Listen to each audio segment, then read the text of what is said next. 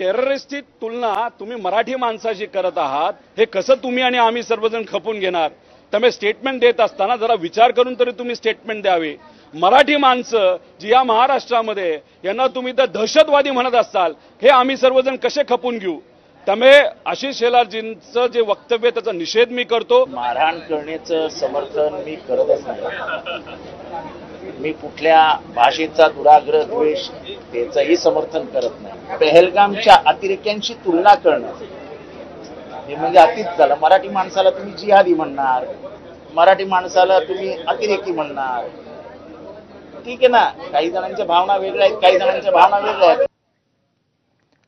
तर हिंदी सक्तीच्या निर्णयानंतर महाराष्ट्रातलं राजकारण चांगलंच रंगलं। मराठी हिंदी भाषावादावर प्रत्येक जण आपापली भूमिका मांडतोय।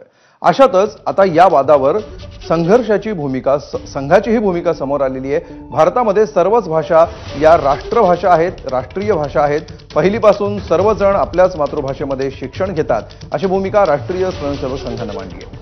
राष्ट्रीय स्वयंसेवक संघाचे अखिल भारतीय प्रचार प्रमुख सुनील आंबेकरांनी दिल्लीत घेतलेल्या पत्रकार परिषदेमध्ये ही भूमिका स्पष्ट केली आहे।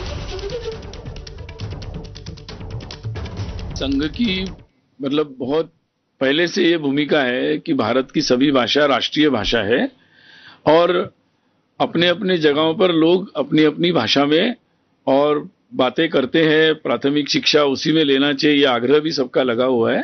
तो मुझे लगता है ये बात तो पहले से स्थापित है। पुढची बातमी आहे मुंबईतून। मनसे